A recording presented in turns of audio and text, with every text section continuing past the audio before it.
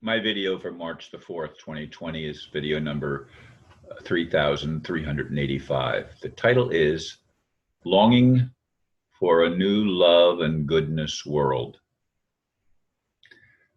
I wished one of my longtime Facebook friends a happy birthday, and he thanked me, replying, quote, "You know, one of the reasons I've watched your videos since 2012 is because I'm the same as you.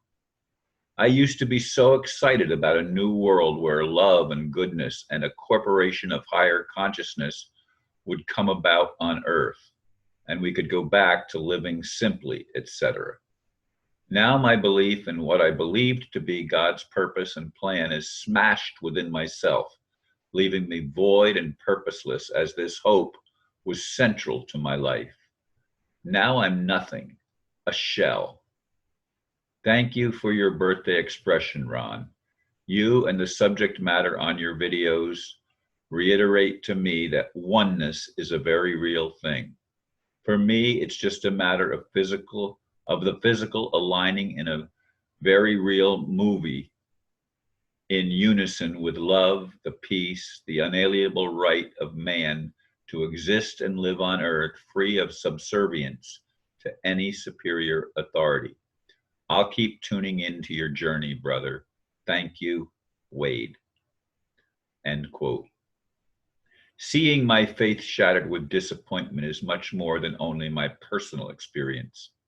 Many feel the same way. Oh, Lord. Yes, I take time each day to wish my Facebook friends a happy birthday. And I have a few friends that I know personally that it's their birthday that aren't necessarily Facebook friends, and I try to acknowledge them as well. Acknowledging my friends is important to me, and occasionally I do forget. I've had days that I've forgotten, and in fact, recently I went to give my birthday greetings, and I noticed that I hadn't done the one the day before.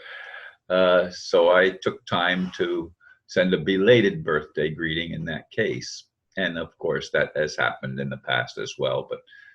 But dealing with disappointment is certainly a struggle many of us feel. I mean, over the years, I've talked with numerous of my friends on Facebook and in my personal life, etc., that have shared their disillusionment, their struggle with trying to maintain faith.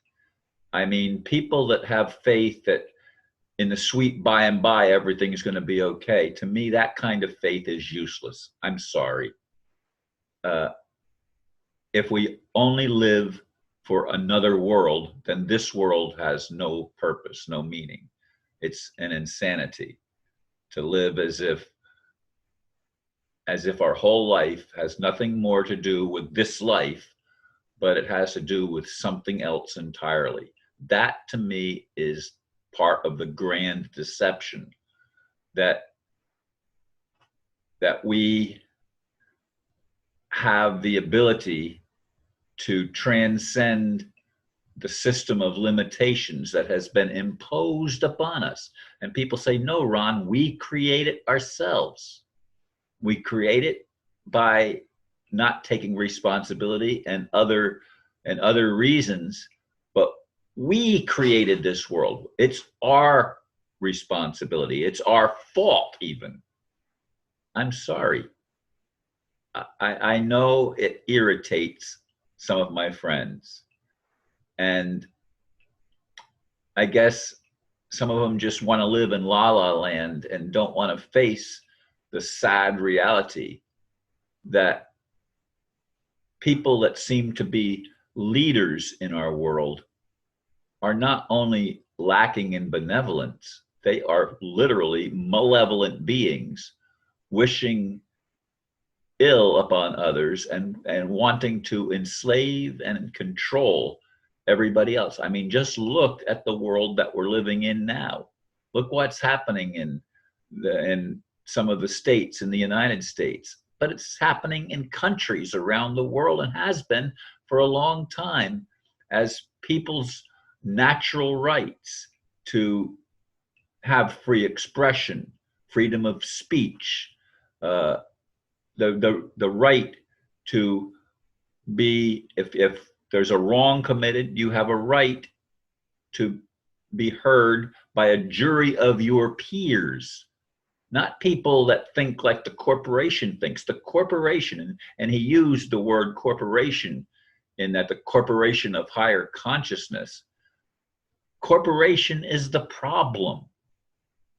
It demotes humanity into a subservient role that places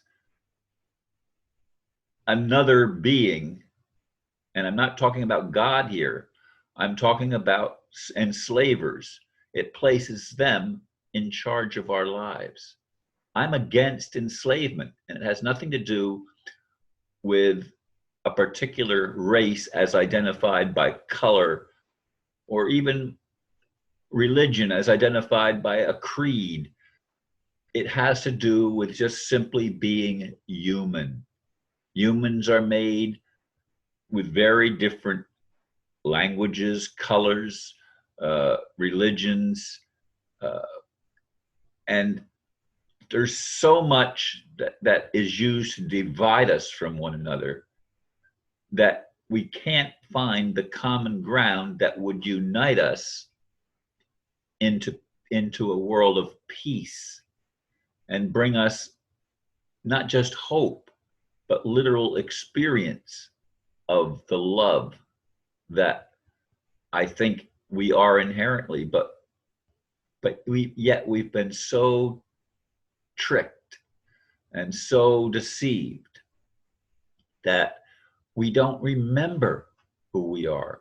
We can't even conceive that we are powerful creators, because it doesn't appear to be the reality based on our experience.